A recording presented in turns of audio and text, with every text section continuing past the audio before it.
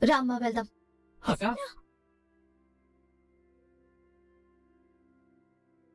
నేను ఆ మాట అనడం తప్పేనక్క. అమ్మ లేకుండా నేను ఉండలేనక్క. నన్ను క్షమించమ్మా.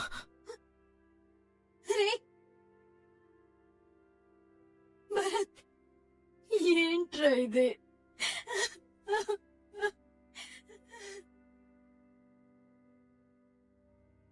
నన్ను క్షమించమ్మా. నన్ను క్షమించు. నాన్ననే నమ్మలేకపోతున్నాడు. పిన్ని తన తల్లని తెలిస్తే ఎలా రియాక్ట్ అవుతాడో. భరత్ 2-3 గంటలు కనిపించకపోతేనే విలవిలలాడిపోయింది అమ్మా. తన కొడుకు తనకు పుట్టినవాడు కాదని తెలిస్తే అమ్మ పరిస్థితి ఏంటి? రాత్రి నా కూతురు అల్లుడు గారిని ఇంట్లోకి రానివ్వలేదు. పాపం ఎక్కడికి వెళ్ళాడో ఏంటో.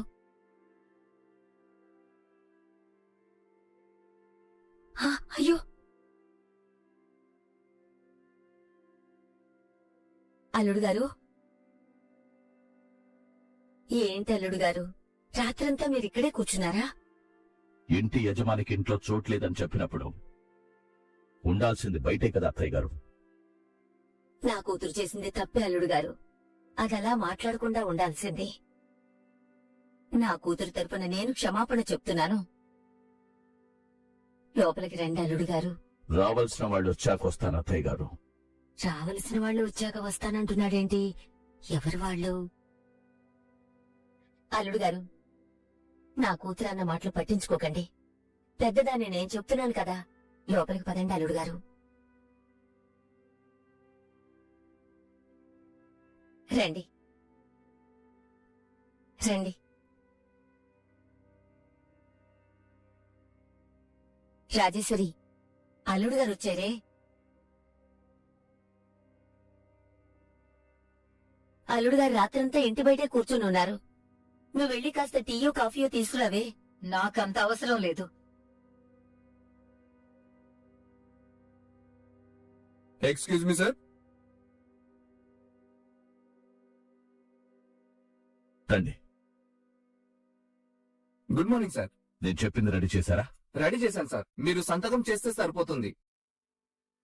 లాయర్ గారిని పిలిపించావంటే నాకు విడాకులు ఇస్తున్నావన్నమాట.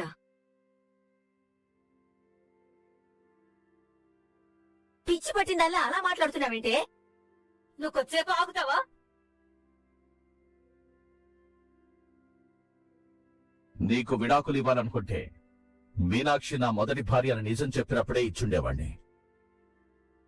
నేను చేసిన తప్పును ఒప్పుకొని క్షమించమని అడిగాక కూడా నువ్వు నా గదిలోకి రావద్దు, నా మొహం నీకు చూపించకూడదు అన్నప్పుడే విడాకులు ఇచ్చుండేవాణ్ణి. నువ్వు నన్ను క్షమించకపోయినా, నన్ను అసహించుకున్నా కూడా నేను ఆ పని చేయలేదు. ఎందుకంటే నా భార్యవైన నీ మీద నాకు ప్రేమ, గౌరవం, అభిమానం ఉన్నాయి కాబట్టి. లాయర్ గారు, మిమ్మల్ని ఎందుకు పిలిపించానో ఈవిడకి చెప్పండి. చక్రధర్ గారు, ఆయన పేరు మీద ఉన్న యావదాస్తిని ఆయనకున్న బిజినెస్ తో సహా మీ పేరు మీద రాస్తున్నట్టుగా డాక్యుమెంట్స్ రాయించారు. వాటి మీద సంతకాల కోసం వచ్చాను. సార్, సంతకాలు పెట్టండి సార్. మిగిలిన ఫార్మాలిటీస్ అన్ని నేను పూర్తి చేస్తాను సార్. థ్యాంక్స్ లాయర్ గారు, నేను మీకు కాల్ చేస్తాను. Okay sir. నాకున్నదంతా ఇప్పుడు నీ పేరు మీద రాశాను. ఇప్పుడు నాకంటూ ఉన్నదేమీ లేదు. నువ్వు ఆస్తి గురించి, హక్కుల గురించి మాట్లాడావు కాబట్టి నాకున్న యావదాస్తి మీద మొత్తం హక్కులు నీవే అని రాసిచ్చాను. సంతోషమేనా? నువ్వు నా భార్యవు కాబట్టి ఆస్తుల గురించి, హక్కుల గురించి నన్ను అడిగావు. ఈ సందర్భంగా నువ్వు గుర్తుంచుకోవాల్సిన విషయం ఒకటి ఉంది. నువ్వు నాకు భార్య అయినట్టే మీనాక్షి కూడా నాకు భార్య. భార్యగా నీకు నా మీద, నా జీవితం మీద, నా ఆస్తుల మీద ఎలాంటి హక్కులు, అర్హతలున్నాయో అవే హక్కులు, అవే అర్హతలు నా భార్య అయిన మీనాక్షికి, తన పిల్లలకు కూడా ఉన్నాయి. ఏం మాట్లాడుతున్నారు? ఆగో, కంగారు పడకు. మీనాక్షి నేను తనకి భర్తనన్న గుర్తింపును మాత్రమే అడిగింది. తన పిల్లలు కూడా అదే అడిగారు. హ్మ్. నీకులాగా ఆస్తుల గురించి హక్కుల గురించి నన్ను అడగలే తెలుసా?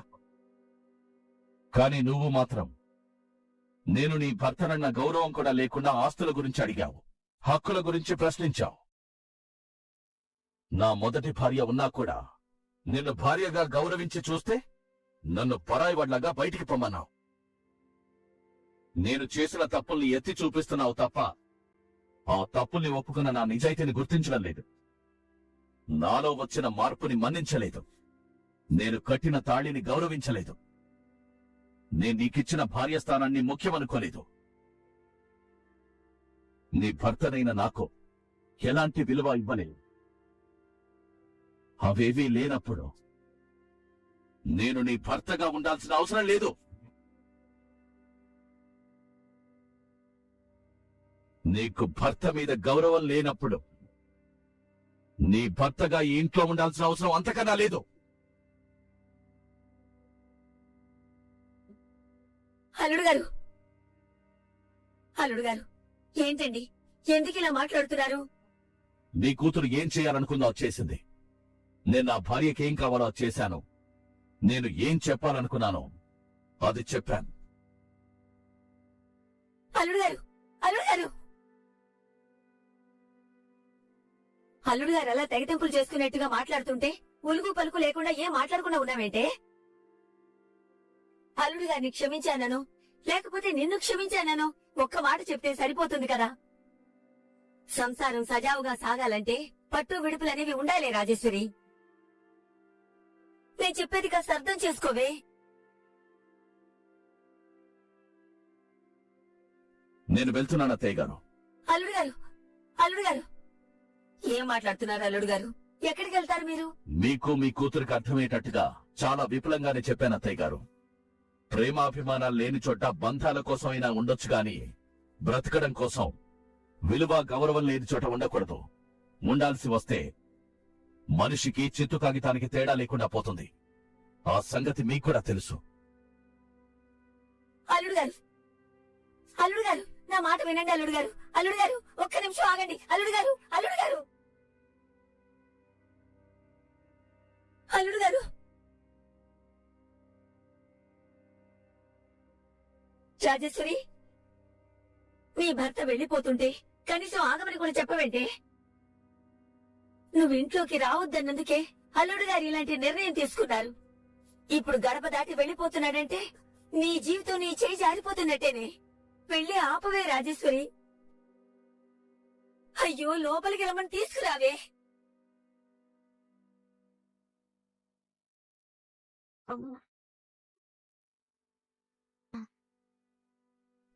ఉదయం లేచిన దగ్గర నుంచి రాత్రి పడుకునే వరకు ఇంటి పనులన్నీ చేయిస్తూనే ఉన్నారు.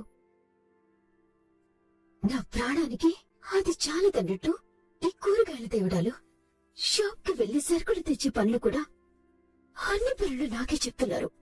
ఇంటి చాకరీతో పాటు ఈ పరువులు కూడా నా చేతి మోయిస్తున్నారు. అమ్మా, నా వల్ల కావట్లేదురా బాబు. అమ్మా, అయ్యో, ఎక్కడిపోయారు ఎవరు?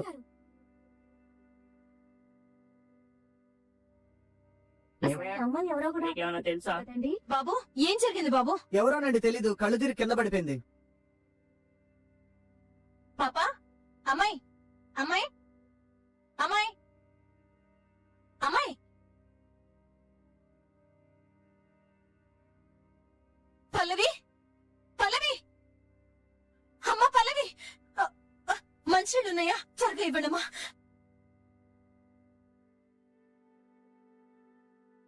పల్లవి, అమ్మ పల్లవి, పల్లవి, కొంచెం పట్టండమ్మా.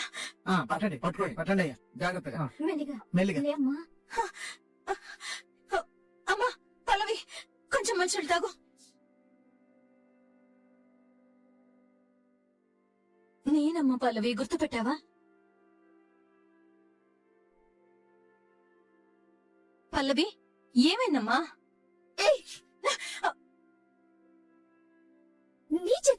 తాగించావేంటి? నన్ను ఎందుకు ముట్టుకున్నావు అసలు? నాకెందుకు నీళ్ళు తాగించావు? నువ్వు కళ్ళు తిరిగి పడిపోతే ఆవిడ నీ మొహానికి నీళ్లు కొట్టి స్పృహొచ్చేలా చేసింది. నీకు సేవ చేసిన ఆవిడ మీద అరుస్తావేంటి? బుద్ధి లేదా నీకు? నా బుద్ధి గురించి మాట్లాడడానికి నువ్వెవరు? ఇది మరీ బాగుంది. ఆవిడికి థ్యాంక్స్ చెప్పడం మానేసి నన్ను తిడతావేంటి? అంత పొగరా నీకు? పొగరు గిగరు అన్నావంటే నీకు మర్యాదగా ఉండదు. ఇది మా పర్సనల్ విషయం. మీరెవరూ మాట్లాడు. పుణ్యానికి పోతే పాపం ఎదురవడం అంటే ఇదే మరి. ఈ రోజుల్లో అయ్యో పాపం అని జాలి చూపించడం కూడా తప్పైపోయింది. కాలం అలా ఉంది. నడి రోడ్డు మీద స్పృహ తప్పి పడిపోయావు. ఏమైందమ్మా? కళ్ళు తిరిగి పడిపోయావా? లేదంటే ఎవరైనా గుద్దేసి వెళ్ళిపోయారా? గుద్దుంటే చచ్చుండే దాన్ని. అప్పుడు నువ్వు నీ కూతురు సంతోషంగా ఉండేవాళ్ళు. నీ చేత నీళ్లు తాగడమే దరిద్రం అనుకుంటే మళ్ళీ నేనేదో నీకు చుట్టూ వేరేట్టు పలకరిస్తున్నావేంటి? అయ్యో, పచ్చని మా మామ్ కాపురంలో నిప్పులు పోసిందే కాకుండా ఏదో ఉత్తమ ఇల్లాగా బిళ్ళపిస్తున్నావేంటి? కొంచెమైనా సిగ్గుందానికి అసలు? ఆ మాట అనడానికి ముందు నీకు సిగ్గుండాలి. మీరందరూ వెళ్ళిపోండి.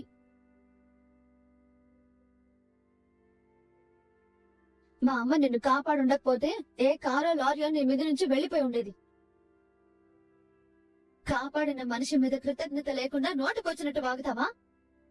కనీసం వయసులో పెద్దవాడన్న గౌరవం కూడా లేదా నీకు? నువ్వు నా సంస్కారం గురించి మాట్లాడుతున్నావా? నీకు మీ అమ్మకి సంస్కారం ఉండుంటే మా జీవితాల్లోకి వచ్చుండేవాళ్ళు కాదు. మా మామ్ కాపురాన్ని చెడగొట్టే వాళ్ళే కాదు. మా మామ్ కి డాడ్ కి మధ్య దూరం పెంచే వాళ్ళే కాదు. మా డాడ్ ని మాకు కాకుండా చేసి మీ అమ్మ మా డాడ్ ని తన వైపుకు తిప్పేసుకునేదే కాదు. సంస్కారం ఉన్న వాళ్ళు ఎవరైనా ఇలాంటివన్నీ చేస్తారా?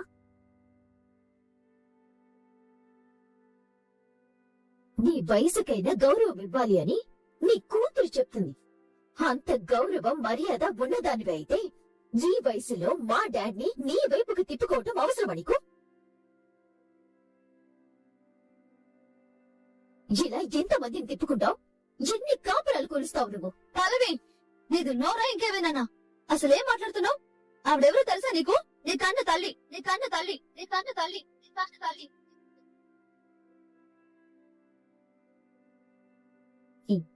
ఎవనా? ఈవిడ నా కన్న తల్లా? అదే అంటే నీ తండ్రి నా తండ్రి ఒకడే కాబట్టి నా తల్లి కూడా నీ తల్లి లాంటిదే కదా అంటున్నాను. నీ తల్లి నా తల్లి ఎలా అవుతుంది? నన్నేమైనా నవమాసాలు మోసి కరిందా? మా డాడ్ మీ అమ్మ లాంటి వాళ్లతో 10 మందితో తిరిగితే వాళ్ళందరూ కూడా నాకు అమ్మైపోతారా? పల్లవి, మర్యాదగా మాట్లాడు. మర్యాద లేని వాళ్ళకి నేను మర్యాదనిచ్చేదేంటి?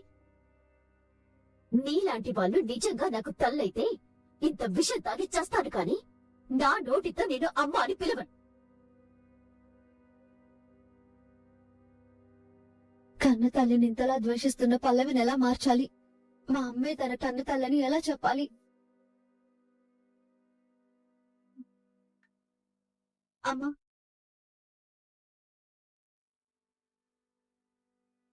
ఏంటి ఈ రోజు టిప్ టాప్ గా రెడీ అవుతున్నావు? ఇవాళ ఒక ఇంపార్టెంట్ బిజినెస్ మీటింగ్ ఉంది. చాలా ఇంపార్టెంట్ డీల్. అందుకే. అన్నదమ్ముల అనుబంధం స్ట్రాంగ్ గా మారిపోతుంది. దీన్ని బ్రేక్ చేయకపోతే శ్రీకర్ నా గ్రిప్ లో లేకుండా పోతాడు. అనయ్య, నేను రెడీ. శ్రీకర్, శ్రీకర్. శ్రేయ, అన్నయ్య కమల్ నా కోసం వెయిట్ చేస్తున్నట్టున్నారు. నేను వెళ్తాను. శ్రీకర్, ఏంటి? నేను చెకప్ వెళ్ళాలనుకుంటున్నాను. నన్ను హాస్పిటల్ కి తీసుకెళ్ళు. సడన్ గా హాస్పిటల్ అంటున్నావేంటి? నీ చెకప్ డేట్ 5 తారీఖు కదా. ఇంకా 2 days టైం ఉంది కదా. ఏ ముందుగా వెళ్తే ఏమవుతుంది? నేను ఈ రోజు వెళ్ళాలనుకుంటున్నాను. తీసుకెళ్ళు శ్రీకర్. శ్రేయ, ఈ రోజు ఇంపార్టెంట్ మీటింగ్ ఉంది. అటెండ్ అవ్వాలని చెప్పాను కదా.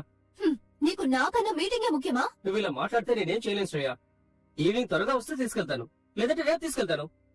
మీటింగ్ కి టైం అవుతుంది, వెళ్తాను. నువ్వెలా రావో నేను చూస్తాను. హరి అదంతా చూసుకోవాలి. వెళ్దామన్నయ్య. హరి నీకోసం వెయిటింగ్ రా. సరే. ఒక్క నిమిషం ఉండు. అమ్మా, ఏంట్రా? నేను కమల్ దగ్గర ఆఫీస్కి వెళ్తాను. సరే. ఆగండి. అయితే నన్ను ఇవాళ హాస్పిటల్ కి తీసుకెళ్ళావన్నమాట. ఇప్పుడు కుదరదని చెప్పాను కదా. ఎందుకు కుదరదు? రే శ్రీకర్, శ్రేయ హాస్పిటల్ అంటుందేంటి? తనకి చెకప్ డేట్ 5th కన్నయ్య. ఇంకా 2 days టైం ఉన్నా కూడా ఇప్పుడే తీసుకెళ్ళమంటుంది. ఈ రోజు ఇంపార్టెంట్ మీటింగ్ ఉందని చెప్పినా కూడా వినట్లేదు. 3 రోజులు టైం ఉన్నప్పుడు ఇప్పుడే వెళ్లాల్సిన అవసరం ఏముంది? నా అవసరాల గురించి నా భర్తతో కాకుండా నీకు చెప్పాలా? మాకు చెప్పాల్సిన అవసరం లేదు శ్రేయ, కానీ ఈ రోజు మాకు చాలా ముఖ్యమైన మీటింగ్ ఉంది. ఒక రోజు మీటింగ్, మరో రోజు కన్స్ట్రక్షన్, ఇంకొక రోజు బిజినెస్ డీలింగ్స్. ఎప్పుడు బిజినెస్ పనేనా? వేరే పని లేదా?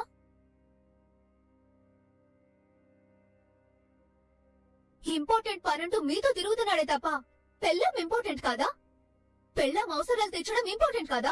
పెళ్ళాన్ని హాస్పిటల్ కి తీసుకెళ్లడం ఇంపార్టెంట్ కాదా?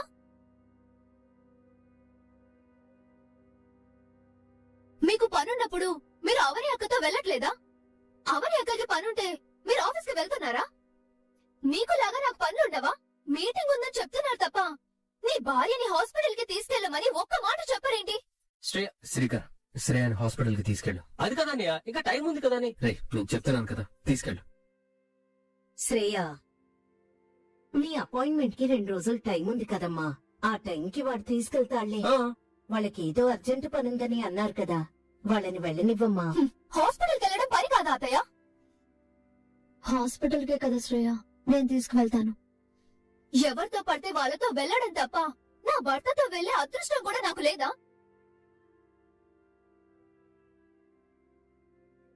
కాఫీ కావాలా? నేను చేస్తాను.